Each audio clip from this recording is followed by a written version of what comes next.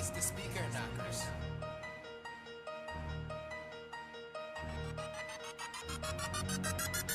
Boonch Montana, Boonch Montana, Boonch Montana. First time on the track, front I push you back, I said first time on the track.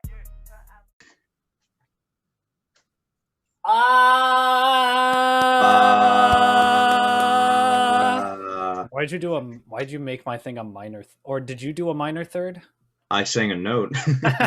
There was no planning beforehand. Yeah, music before music theory. It's like, did you do a perfect fourth? I don't know what that is. I sang the note. We haven't invented that yet. Yeah. How? Come on. How? Can you move your head? Why? We got to see the real Boonch boy. Hmm? Move your head. We got to see the real Boonch boy behind you. There it is.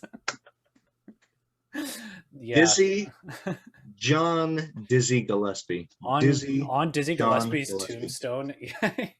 on Dizzy Gillespie's tombstone, it says John Dizzy Boonch Dizzy Gillespie. It says Dizzy's Boonch Gillespie. Yeah, his quote on it says "Boonch for the real ones, Boonch for the queens," and no one understood it. No one got that one. So ahead of his time in more ways than one. He's gonna bring Bebop and Boonch to the world. Yeah, but before we were invented, right? Yeah, exactly. We're like Nick Cage and National Treasure. We're just like trying to refine the treasure that is Boonch. All right. Well, oh my god. We are back. We are back. It is currently next Wednesday. Hopefully everybody's been enjoying the highlights. Yeah, we've decided to just not give you a break from us talking. I know. I can't wait for people to just like see how fast they can scroll back past our Instagram TV things because it like posts in their feed, which is really interesting. Do you use That's Instagram? good, I guess. I use it mainly just to watch us. Gotta watch us on all platforms. Yeah, exactly. It's a whole different experience. But yeah, Instagram is like, Instagram has notoriously been just like the thief of everything. Just because like please explain that. That Dizzy Gillespie poster behind you, it's gone. Yeah. That was Instagram. Instagram got it. Every time there's like a popular social media, Instagram takes the thing that makes that thing cool and then just like incorporates it into their platform. So interesting. Yeah, so Facebook owns Instagram, so they didn't steal it from Facebook, but like Instagram wanted to do some way to have longer form content on their, because Instagram originally was just pictures, right? That's like the main thing it was used for. Like people just like had pictures and then you commented on it. But then Vine happened, right? Oh. And Vine Instagram happened before Vine? I think don't know so. the I think they did. I think they did, but then Vine was really popular because of the videos, and then Instagram stole that, and then Vine went out of business, and then or Facebook bought Vine and then like made it go out of business or something, just because they incorporated it into Instagram. And then Snapchat had stories, which is like things you could put, stories. And then YouTube has videos. So then YouTube created IGTV, which now you can have longer form videos on your thing, and you can live stream, which is like Twitch. And then now with TikTok is like that thing where you just like you scroll and it understands you as an algorithm. Now Instagram has stolen that, has made it Reels. So I mean, when you're owned by Facebook and the Zuck, it makes sense. That Zuck. Have you seen The Social Network? Yeah. Did you like it? Yeah, it was good. I like the I like the Trent Reznor and Atticus Ross, who did the soundtrack, always do really well. They also did soundtrack for Soul, which was a totally different thing. I mean, it was like them and John Batiste. What does Soul and The Social Network have in those two composers? Those two boys. And then Aaron Sorkin did the writing for it. I'm a big big Sorkin head. You're a big That's Sork not what they boy. call us. Sork boy, yeah. Yeah, no, it was a good movie. Oh no. Oh no, did the Boonch fall? The Boonch fell. Is that the slimy slinky Boonch? Yeah, the slinky slimy Boonch. Oh, I got that. Yeah, sorry about that. Leave. A version of you with a more defined jawline comes on. Gotta bring it back to Wegmans. So, where have we been? Well, I've been on the road, as they say, homeward bound. As we can tell, now there's things in your background. The yes, color exactly. green, it's not just one white wall. Miles Davis. Yeah. So many things. Half of a curtain. Yeah. This is what the pros do. Whoa, my eyes. Yeah. Let's take it down. The like color green. Yeah, no, so I'm back home in Virginia, as you know. And loving that. Good to be back. Mm-hmm. Good to have 2 boys in Northern Virginia. Mm-hmm. Yeah, Northern Virginia is like they were like, we finally recovered from the two Boonch boys' awesomeness, but now it's bursting at the seams. Yeah, what are we gonna do? It can't handle it.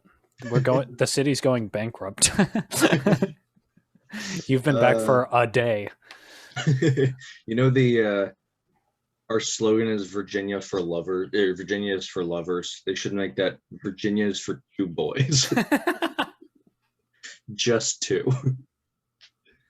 God, that would be.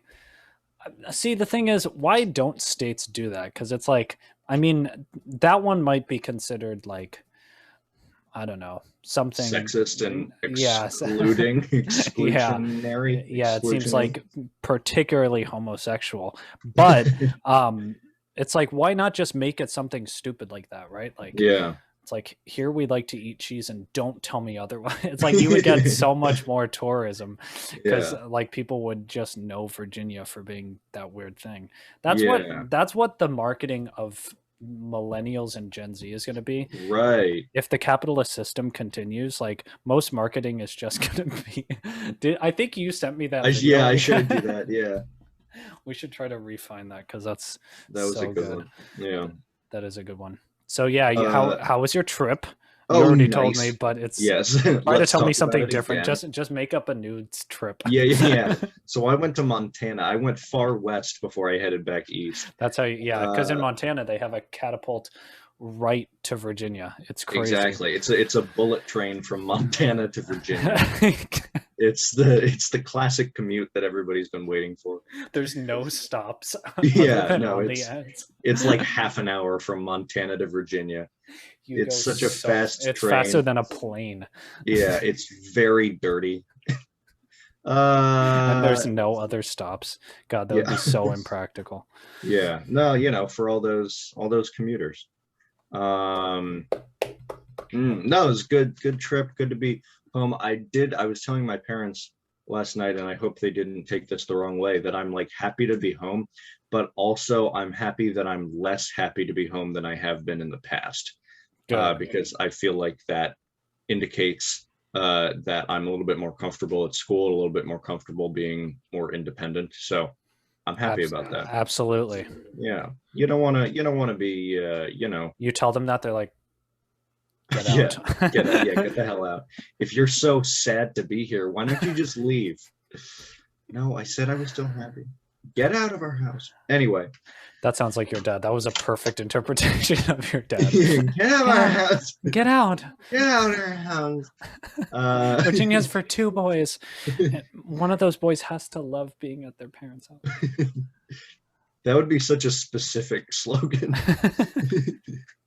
Virginia's for 2 boys, one of whom loves being at their parents' house. And then like on those signs it says "Welcome to Virginia," that slogan, and a picture of your dad. But it's a really small picture of him. Or a bunch of small pictures of him that make up a bigger picture of him. I love those. Do you remember the I don't know if I still have this picture, but the sign at the entrance, the Old Town entrance to the what is that? Is that the Wilson Bridge? Yeah, all over to Maryland. We went on that walk one time. There's a sign there with a picture of a guy on a bike, and I was like, is that my dad? Because it really looked a lot like him. This would be a lot more funny if all of our viewers knew what my dad looked like and also saw the sign. Yeah. But I'm just going to keep talking about it and let you visualize it. You figure it out. You put the pieces together. Exactly. Anyway, but that's what's going on with me. What's going on with you? You know, I altered my truck, so it doesn't look. Yeah, so I don't know if here. Let me pull up the pictures because let me check it out. We gotta visualize here. Boys is all about visualizing. Yeah. So I took out so much. Oh, also I didn't take pictures of the truck now, so that's not what I'm showing you. What I'm showing you is the way the truck was.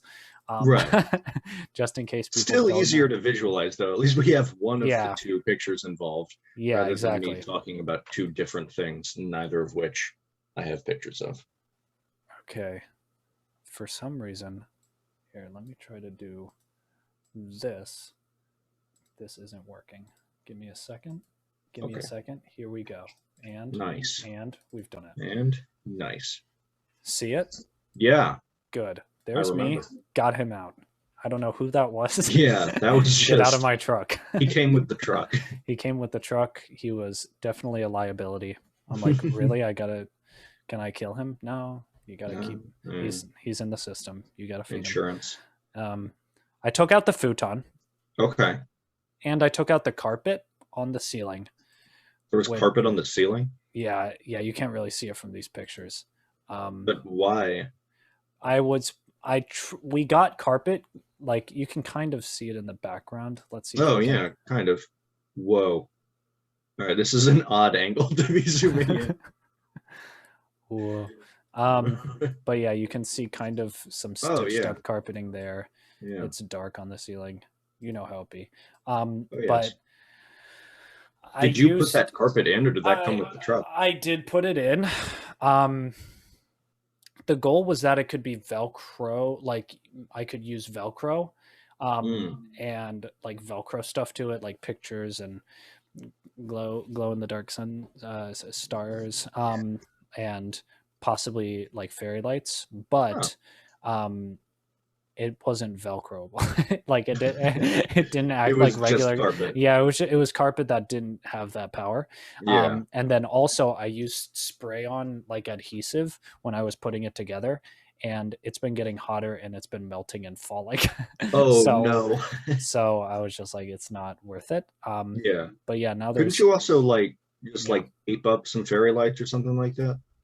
I did do that. Yeah. Oh, that is good. Yeah. So that problem is solved, and that's good. And now there's a lot more space because this futon takes up a ton of room. It's like at least 10 inches. Okay. Oh yes. Okay. I wanted to ask you this because I've had this for a little bit. Yeah. Hold on. Let me stop sharing. It was, oh my gosh.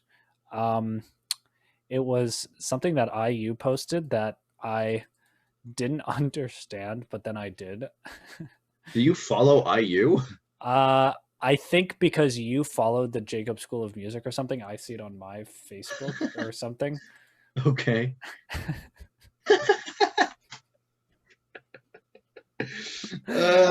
Even the nicest people are judgmental sometimes. I had no idea what that meant, and then I realized that he was. Imagine if they had no more information after that. It was just that picture.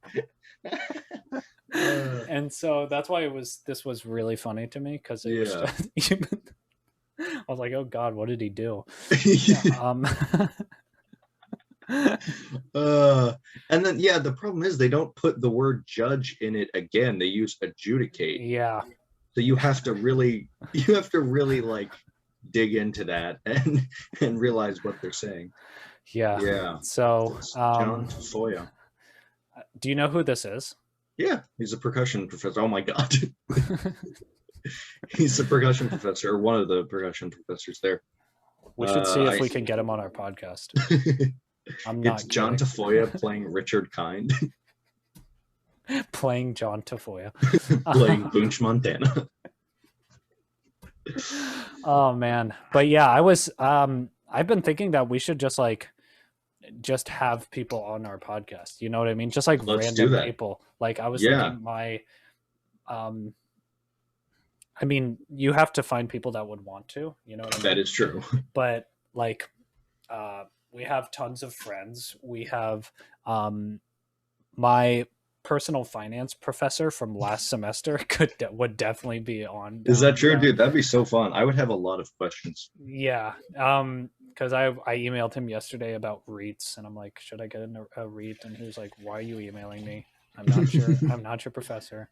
Sounds like he's excited to be on the podcast. Yeah. I was like, oh, by the way, we have a podcast called Boonch Podcast. He's like, I know, and I don't care. So he's heard of us. But anyways, let me stop sharing this John Tafoya. Nice. Oh man, I forgot that I have this not on gallery view. This has been a thing.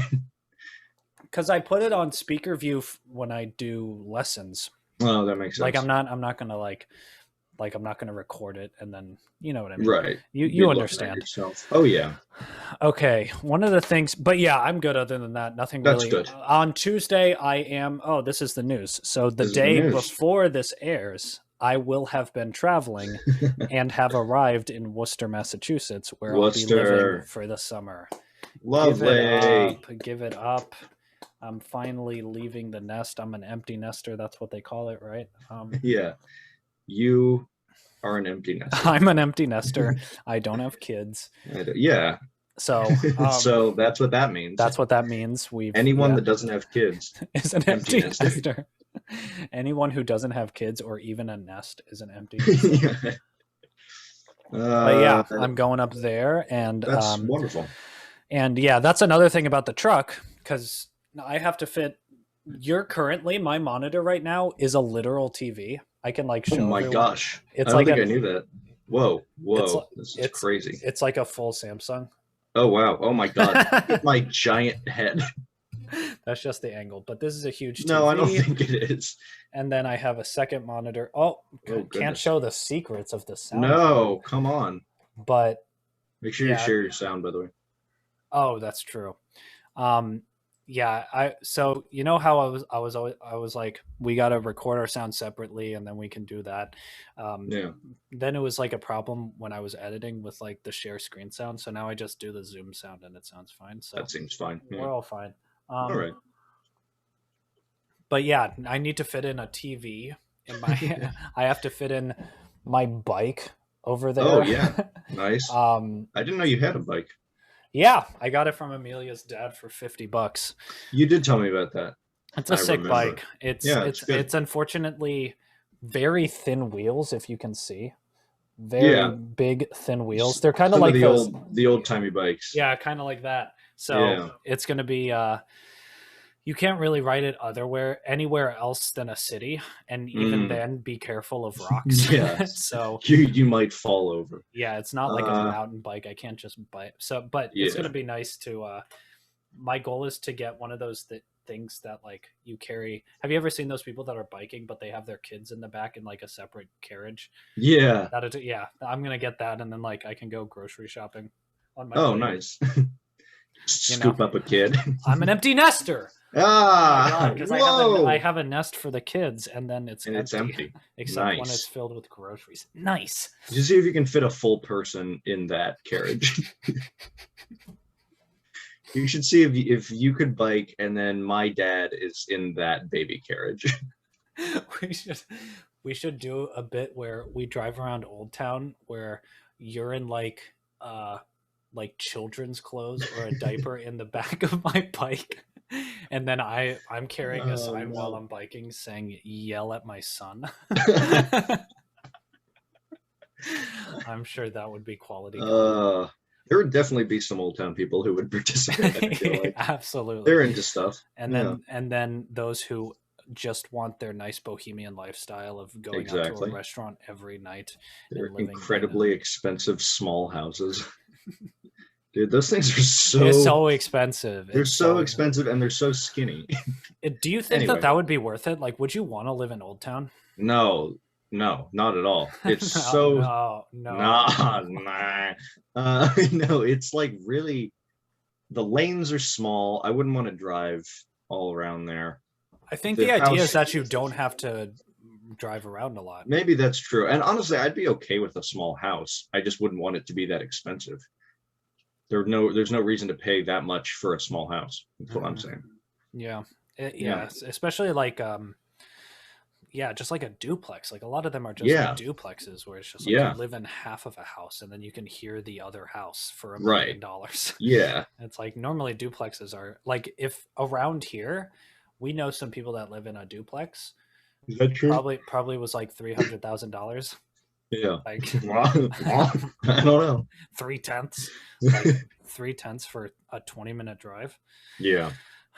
But yeah, I think the idea is that a lot of them are old. They probably bought it when real estate was pretty cheap in that area. And now it's like now the prices have just gone up because the value of the area has gone up. It's been I don't know if it was ever ungentrified, but it's like it's like King Street is like, come on. You want a $30 meal? Go to King Street and get one entree.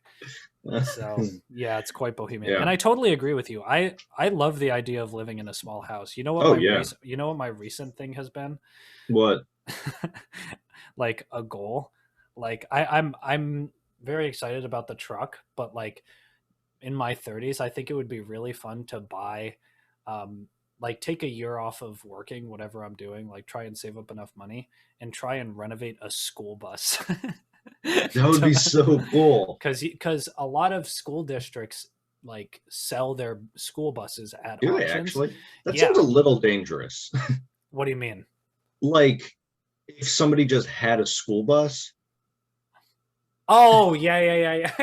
Like they're like, are there any kids in that school bus? And are you the school bus driver? No, yeah, I'm the school bus driver. Come on. Or what if they turned on like the stop sign in the middle of a highway and they're just like, haha, gotcha. We're picking up kids. Yeah. I have no idea. I guess. I mean, they're allowed to do it. I haven't heard any bad things about that situation recently. I guess. Yeah. But, but what if this gets out? Our primary demographic is pedophiles who don't have ideas. I like who don't have ideas. That's really what we're focused on. But like, you get a bus, and you can make an entire house in that, right? You put a bed in one part, you put an office in another part. Like buses are huge. Like think about a bus. That's true. Like, you take out all those chairs. Think about a bus. Like Take a minute, visualize a bus. Come on, idiot. Think about a bus. See if you can do it. See if you can follow me here. Think about a bus. That's it. Yeah. But, I don't know. That all would those be fun. Seats. Yeah. Yeah, you'd have to take out the seats. You would have to install a bathroom. You would need like a good amount of time to renovate it, especially if it's just one person doing it by yourself and some money.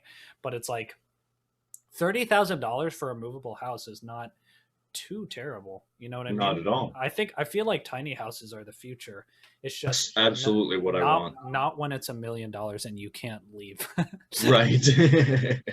Yeah. No, I totally want one of those tiny homes. We've talked about this before. Have we? Probably. We've talked about many things. Let's just assume. Yeah. We've talked a lot. Yeah, but yeah, like one of those, especially ones where you can just hook it up like to a car or a truck or something like that and just take it wherever you go. It's so great. I mean, obviously less cost, less, a more environmental sustainability, and I don't need that much space. I think a lot of millennials are starting to realize that, because the whole idea of living and buying a big house and like staying is not what I think a lot of young people care to do. You know what I mean? Especially because back then tiny homes and traveling was possible, but it was more seen as like sort of a dirty hippie thing to do. You know what I mean? The like counterculture homes. Yeah, you get a VW. Yeah, there's 2 steps. You get a VW bus, and then you never shower. Like that's exactly what people thought what mobile living. It has some sort of green smoke coming out of it at all times, even though that's not what any smoke looks like. Yeah, you go to every music festival possible. All the Lollapaloozas ever. That's what mobile living was. Yeah, but it's exactly. like now with like just like a ton of different options in terms of RVs, renovating trucks, renovating school buses, like Yeah. getting actual tiny homes. Just the possibilities are now endless. And yeah, I don't know, the sort of American ideal of buying a big house just doesn't seem appealing to me. You know what I mean? Right. Because it's Right. like Well, it just seems unnecessary. Mhm. And I want, this is one sort of, I wouldn't do this because it would still cost more money, but the fantasy I have is like, you know, those areas or those like streets where it's just like mansion after mansion after mansion. Mhm.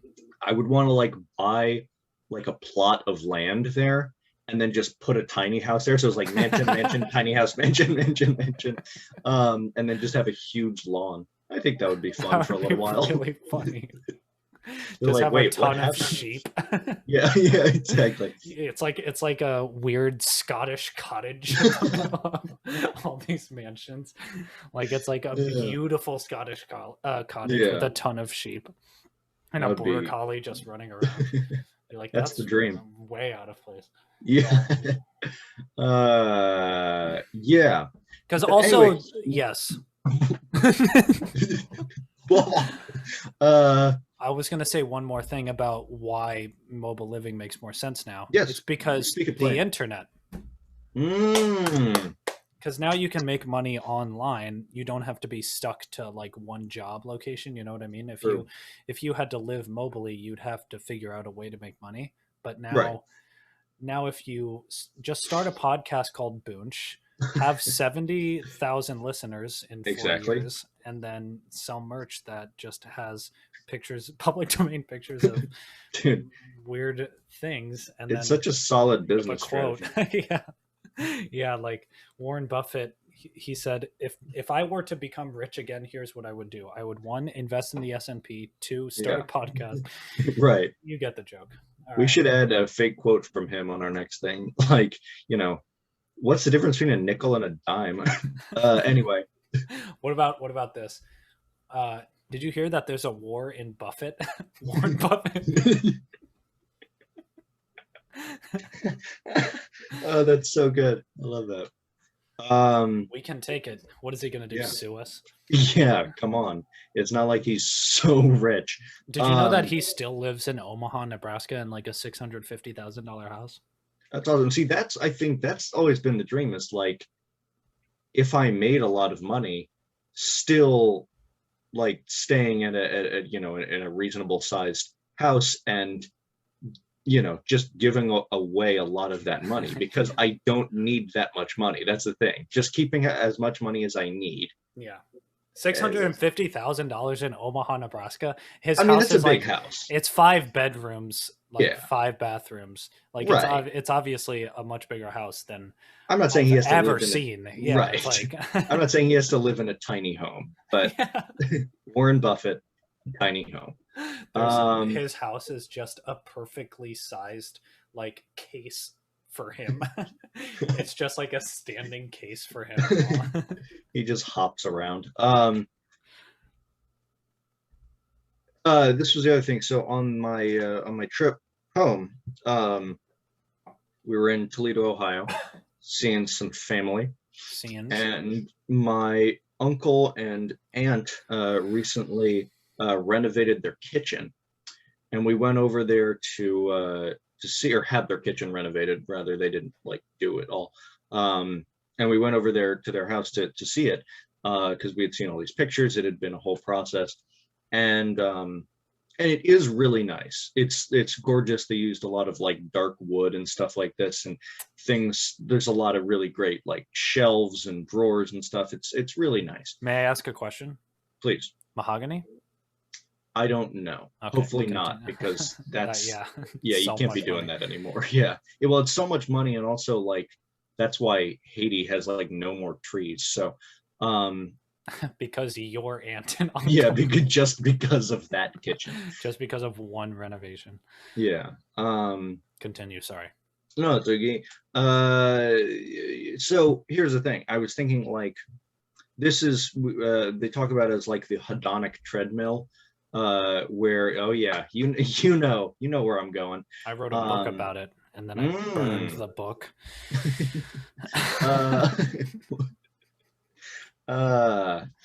It was yeah. So that, you know, we get these new things, but then we just sort of adjust, and it's like nice for a little while, but it doesn't we're not actually moving because we just adjust to this new nice thing, and we just get used to it.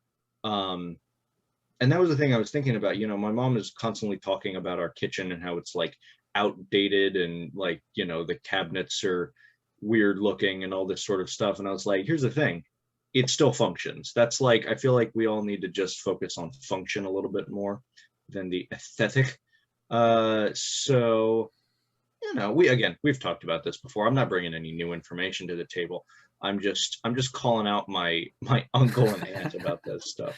Well, if they still like, the thing is, you can like it for a long time and have it be the thing that you want, right? Like it can, it can be a good purchase, but there will be some level of adjustment, right?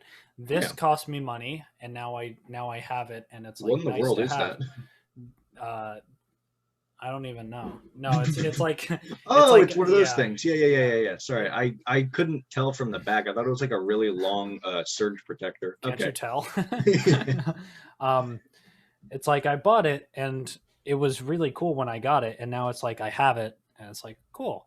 Nice. But there are things that I'm going to, like my truck, I feel like I'm gonna like that for a long time, you know what I mean? Like I'm gonna adjust to the fact that I have it, but it's always gonna be nice that I have it, you know what I mean? It's not necessarily always nice that I have this, and it's not gonna be always nice that you have a new kitchen, you know what I mean? Right. Like maybe that's the thing. Maybe it has to do a little bit more with your own attitude. Maybe it, you know, you can get off the hedonic treadmill by focusing on gratitude and using the things that you have, and again, like with, you know, there's, you know, focusing on the little things, the fact that, you know, oh, there's a little, you know, secret drawer here, I love that, you know, that sort of thing, where you're choosing to still be thankful for it. I heard a quote that I think you're gonna love, and if not love, have already heard. Gratitude is the quickest path to joy. And I think that especially applies to things and hedonic treadmills and stuff like that. It's like, if you don't enjoy and are grateful for the things you already have, why do you think you're going to treat the new things that you have any differently, especially after you adjust to them? It's okay. Can we talk about how I hate the word Q? C-U-E? Q-U-E-U-E. Oh, U-E, yeah. Let me go on a rant real quick. Yeah, let's get into it. It's 80% vowels that are repeated U-E-U-E. And all the way you pronounce the word is just the consonant. You just say Q. It's the Q. You know what I mean? It's so good. You want to add it to the Q. Yeah, like no one's. Why do you have? Like I could Virginia understand. Is for Q. Like I can understand having Q-U-E, right? That could make sense, right? Q. Kind of. It would be weird. It makes more, but you. No, not that the other one is better. It doesn't make any sense. Like, why would you repeat the U-E-U-E when you're not even using the first U-E? Right. God, it's like renovating your kitchen. Also, would you be okay with Q-U-U? I feel like that's a stock. I feel like that would make sense though, because oftentimes you see Q-U and that's the qu, like sort of sound. And then the U there would, or like Q-U-O-O. Q. Q. That would actually make sense. That would make sense. It would still suck. It would still be like 75% vowels. That's 5% better. You do it incrementally, right? Exactly.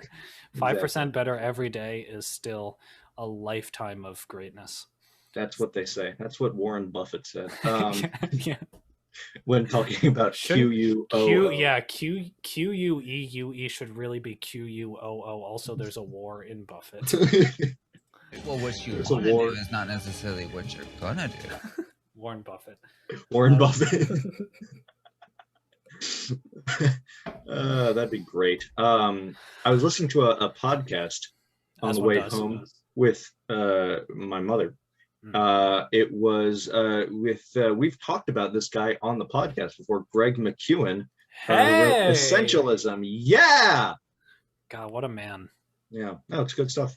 Oh, is that it? That's the oh story. Yeah, no, I didn't have more to talk about. But no, it was cool.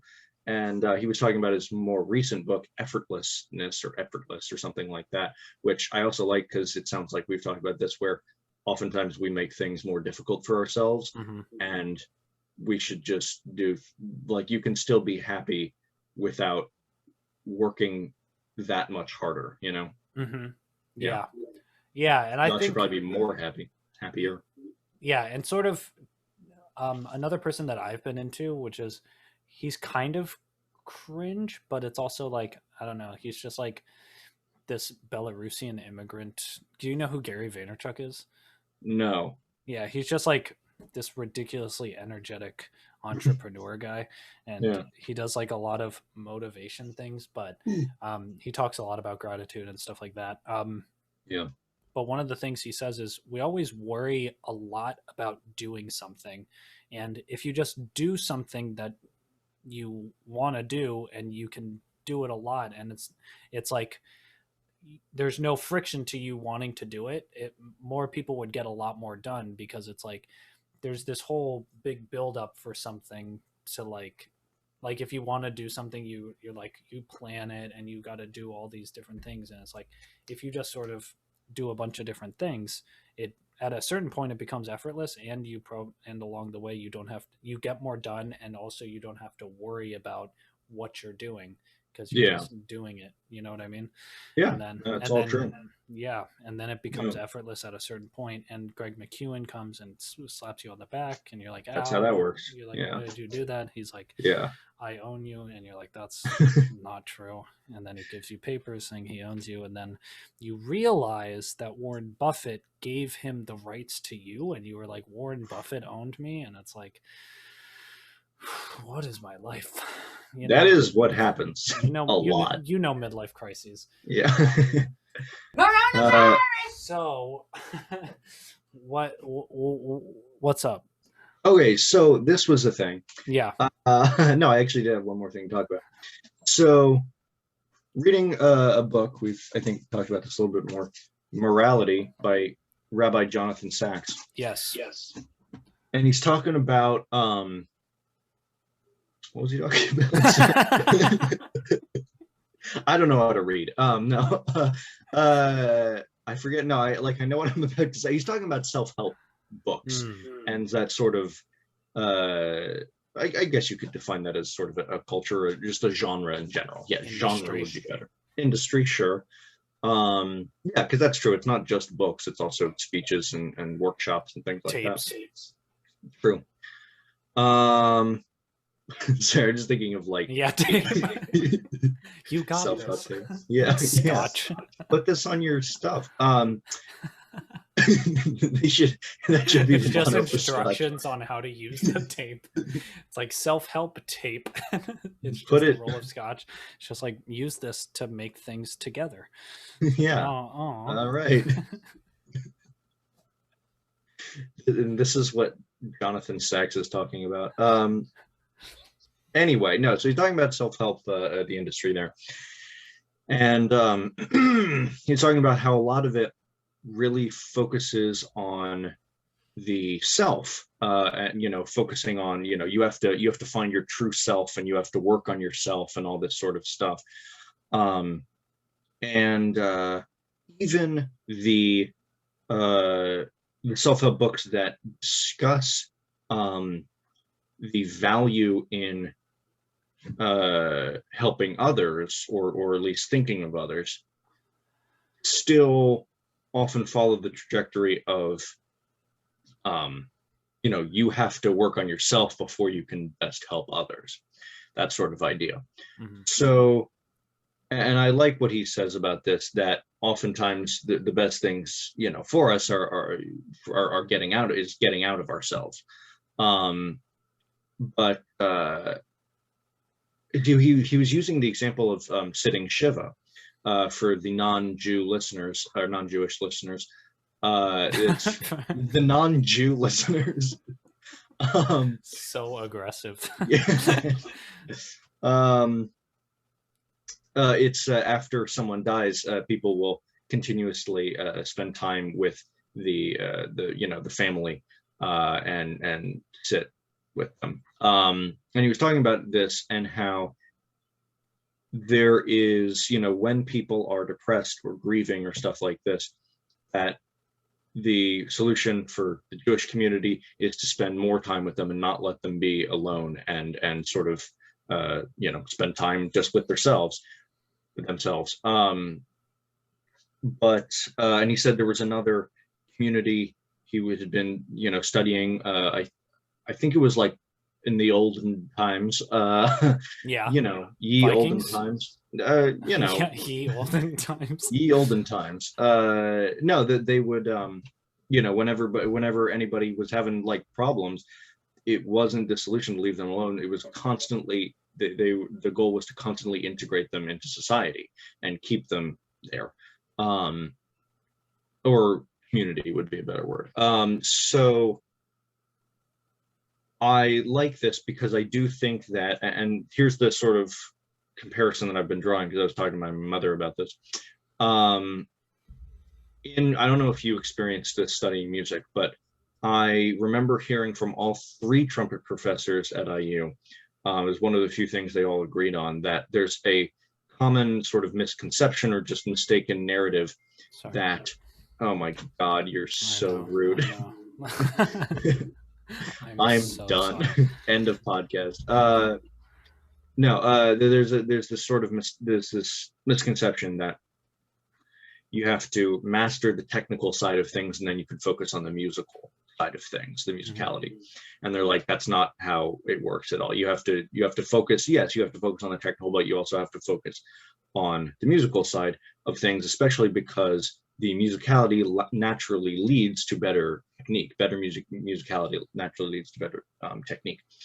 And so I feel like this is sort of the same thing where people have it a little backwards sometimes. In, again, not all self-help books, because I haven't read all self-help books, but this idea that, like I said, we have to work on ourselves before we can help others, instead of it being a cycle that starts with getting out of ourselves and our own bubbles and helping others, that improves ourselves, and then we can better help others. And it's just a constant cycle of goodness. Yeah, I think that makes sense, especially when you consider like the master jazz people, right? Like Chet Baker, Charlie Parker, they were like, they practiced a ton, but then they were also super depressed and they did a lot of drugs, and it's clearly it was a lonesome life that they led in terms of mastering their the technical side of things. And obviously they were very social, but the solidarity didn't allow them to help others, to help themselves, and so they just sort of crumbled from the inside out. And I think that makes sense. I mean, I don't know, I don't really have any personal connection to like in terms of that with music, but I think that makes a lot of sense. Because I'm sort of the opposite. I like music and I like studying the technical things, but I mean that's just like that's a me thing, you know what I mean? Like it's not I'm not putting too much pressure. That's the problem, is like putting pressure on that, and like not engaging with the music enough in terms of like having fun. Like all of the technical things that I do are fun and I want to be doing it, and so it's like it's very easy for me to do it, and I view it as musical in itself. So and that's fine. I just meant to draw the comparison as far as not like specifically that musicality means helping other people, just that it does. Order of things. Just the order of things is sometimes a little out of whack, as they say. Outside of whack. You got to get in whack. Whack Tennessee. You gotta go whack Tennessee. We're all out of whack. It's 10:47. I know. I know. That means it's 5:47 next Wednesday. Oh my god. Coronavirus. Ka-ching. Let's see what other content I have. Oh yeah, what was your 2-minute thing? I think it was just the cue. Oh, that's still solid though. Yeah, and then very accurate. We have a good would you rather. Oh yeah, do that. Yeah. Okay. Because we probably shouldn't do 2 truths and a boot. That one we should like. I mean, we could, but we could honestly. Why don't we do that on Sunday? Okay. Why don't we do that on brunch? Boonch brunch. Yeah. Brunch? Yeah. 2 truths and a boot. Because then we can have people guess. My dad will definitely be watching. The person from Germany might be watching. That's the best. They need to start commenting. Yes, please. Oh, did you see we had 1 comment on our thing? Here, let me find it. No. Oh God, I'm so excited. It was so funny. I feel like tell me if my response was mean as Boonch Boys and I'll delete it. But I don't think it was. But hold on. Was it somebody we knew? No. Oh, that makes it crazy. Yeah. That's never happened before. Yeah, I think it was on the tier list. Yeah. Which one? the fruit. Oh, classic. And so Rosamund Melton time stamped at 21 seconds and then said vote.fyi.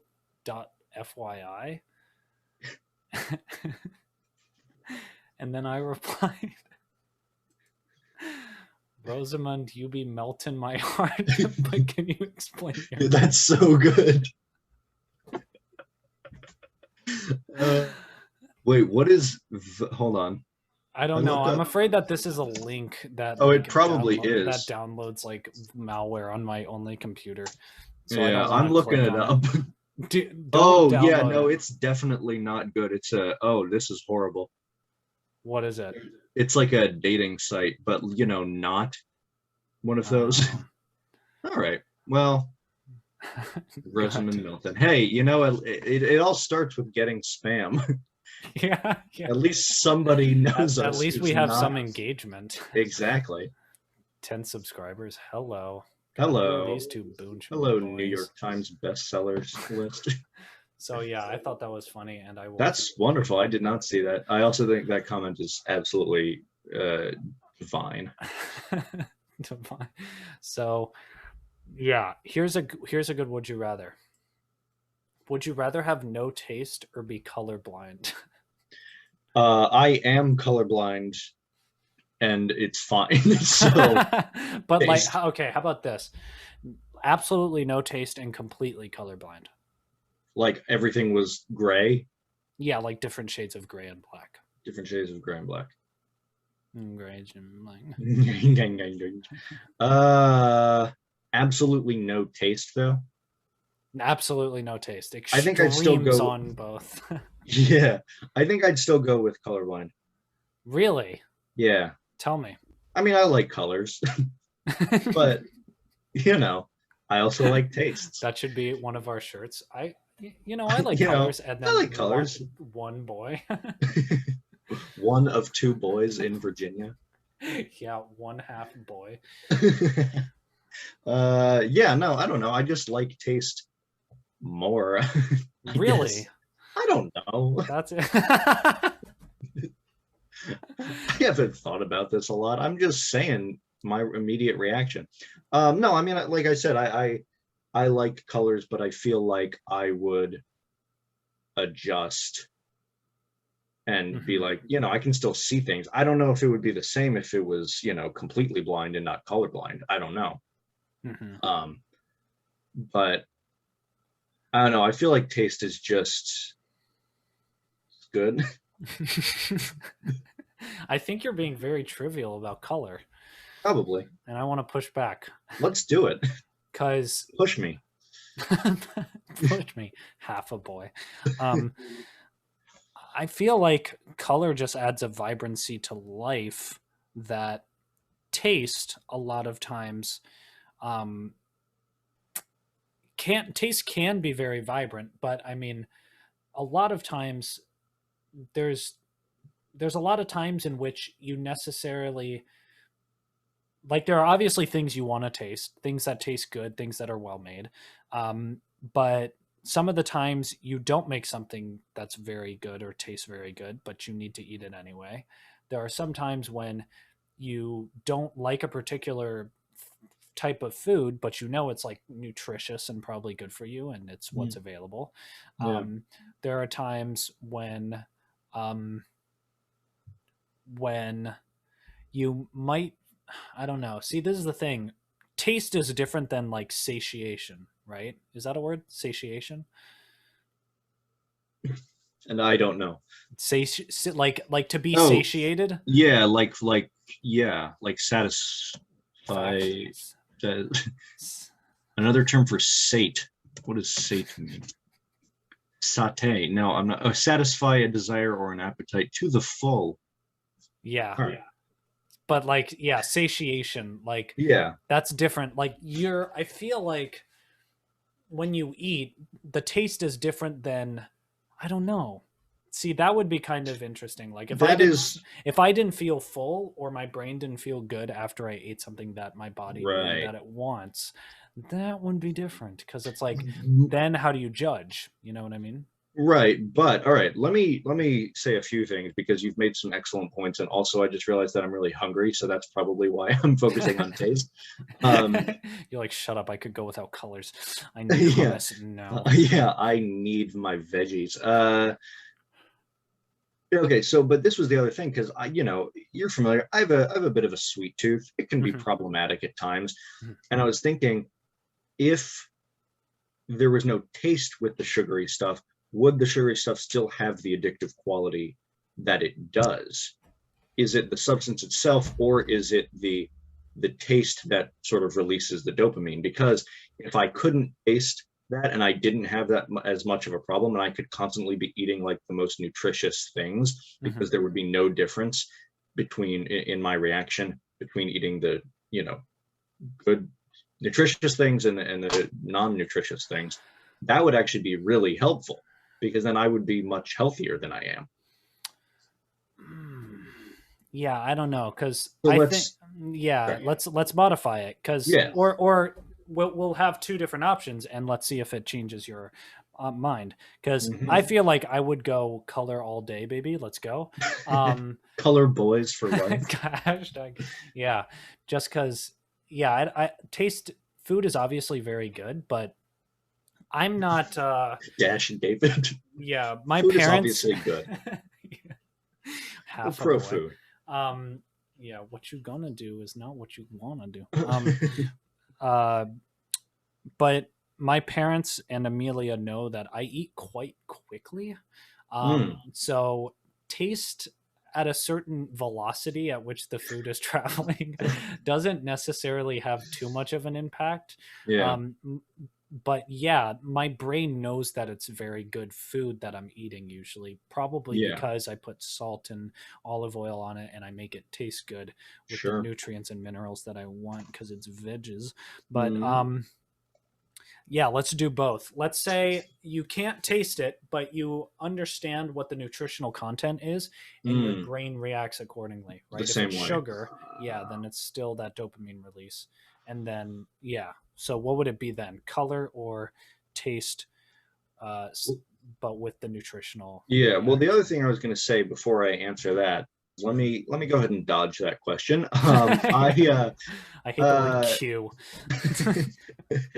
The other thing I was thinking about is it also, kind of like we were talking about before, it depends on what we choose to think about, because there are times that I will be eating something and I want to like take a second and be like, this tastes really good and I'm happy about that. I'm not just going to be sort of mindlessly eating while I'm focusing on something else. There are times that I want to choose to be grateful not only for having food but also for the specific, good taste or texture or whatever of the food. Or in the case of like a nice home cooked meal, something, I had like a turkey burger the other day. I hadn't had a turkey burger in a few months. It was very exciting. It was fine. Oh, nice. Oh God, sad. I'm so sad. But yes. Also, one of the things I'm constantly, when I'm taking walks, constantly looking up at the sky. There's not a color of the sky that I don't like. I have noticed that any color of the sky is really pretty. So again, I think it's you choose what you want to be grateful for. And maybe this is like an anhedonic treadmill, as in you adjust to the things that you don't have anymore. Yeah. You would definitely adjust, You're not always going to be sad. At a certain point, you'll forget what it's like to taste or not see color. Right. I wonder if like Beethoven felt like that, like he just adjusted to not being able to hear, and he was okay with that. I mean, wasn't that like near the end of his life? I don't remember. So he was probably deaf for like what? He was also crazy, so maybe not the best example. Yeah. Well, what were you going to say? Sorry, deaf, crazy, and a genius. My story as a rock star composer. Warren Buffett. Warren Buffett. I also realized that you wouldn't be able to recognize when something's rotten. I mean, you could see it. Yeah, but like and touch it. That's true. But if oh yeah. Wait. I think taste is like 80% smell, right? Oh. So would you not be able to smell either? Interesting. Wait. Could we just take out the taste and still say you have 100% smell? It's not that your lack of smell caused a lack of taste? So you can smell the food, but once it goes into the mouth, it's...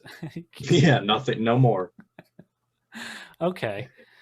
That's so weird. I mean, at that point, yeah, it's like you would be able to smell it right up until you put it in your mouth, and you would still get the dopamine and all the things, reactions to your body. You know what I mean? Now it seems so weird. I'm trying to think about how important is the taste part of this, because if I'm thinking about like this, smelling cookies, it's not that I just want to smell them. The dopamine is coming because I want to eat them. And I know that in the past I've eaten them and I've been happy. Yeah, but that's not because of taste.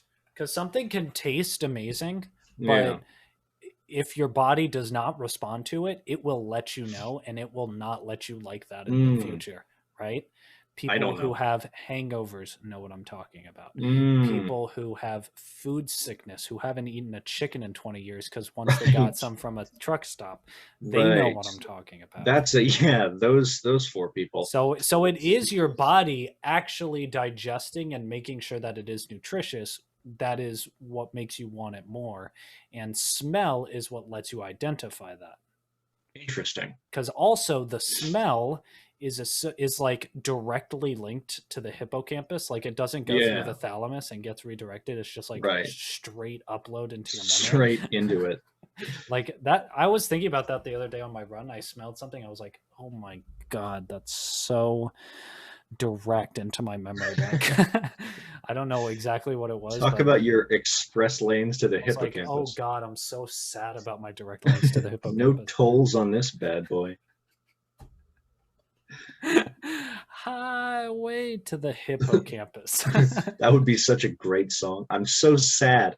What are we doing here? What are we doing here? The longest would you rather? We just never answer it. The longest podcast ever. Yeah, that's us. I'm obviously team no taste. Apparently. I don't know. Again, it might be because I'm hungry.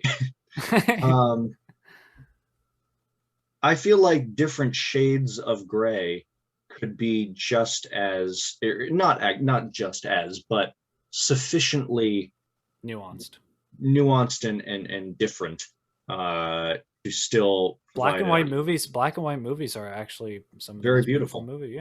Yeah, that could be nice. You know what, I'm still bye. No taste. Yeah, you know what, bye. Yeah, that's yeah. true. No, it's a tough one. It's a tough one. Okay, well, we don't have to make you decide now. You can come back. I mean, I feel a lot of pressure, but you gotta focus on the technique. I don't know. Yeah, I don't know. I mean, I will say, final answer on the one where I eat more nutritionally good. Eat nutritionally. That's not a word, right? Nutritiously. We'll make it. We know. I eat better. We know Merriam and Webster, so yes, we have a direct access to their hippocampus. Yeah, we know two separate people. One named Merriam, one named Webster. They're not at all involved with the dictionary. With the dictionary, but we're going to talk to them about somehow we tell them we want this as a word, and it ends up there. Even though they have no connection, they're very good. I mean, that's also just how powerful the Boonch podcast is. Yeah, we're a tour de force culture. Oh yeah, tour of force. Bye. Bye. God, the end of our podcast. An hour and 3 minutes in. God, we constantly amaze ourselves about how long we can talk. I'll go color. Okay. Like no color or yes color? Yes color. Okay. Good. Good idea. You changed my mind. I can't hear you. I'm doing what you're doing, but I can't hear you. No, it's okay. How did you even do that? Oh, that is how you do it. It's on my glasses. Is it? No, you can't hear me. Do I look like Mickey Mouse? Yeah, a little bit. I do, don't I? Yeah, that's good. That is good. All right, well, we should probably call it here. What did your dad call us? Two idiots trying to make each other laugh. Yeah, two idiots entertaining themselves. Yeah, that's 100% the whole thing. I was like, we're gonna grow, Dad. We're gonna become famous. He's like, how? If they don't know you, how is this entertaining? I'm like, you wait and see. You don't understand. Once we get Richard Kind, it's exponential. Yeah, that's when it's gonna blow up. It's like one of those graphs where it's just like. Yeah, just exponential. God, good Free for Richard us. Kind. It'd be like BK and AK for kind. Humankind? No. Richard Kind. All right. Well, this was a lovely episode. As always. Man. Let's congratulate ourselves on another success. Another success. God, we should just never do Two Truths and a Boonch. It's like you know we how just keep teasing it. Jimmy Kimmel had a joke with Matt Damon where after every episode he would be like, we didn't have time for Matt Damon, but we hope to have him on next time. At like every episode. Yeah. So we'll do that with Two Truths and a Boonch. We'll see everybody last Sunday, where we'll do something. Probably maybe Two Truths and a Boonch. We'll hang with everybody. Who knows? Yeah. All right. Bye. Bye. Bye.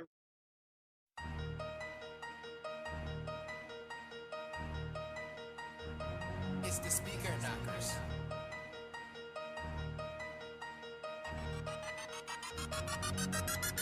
Boonch Montana, Boonch Montana, Boonch Montana.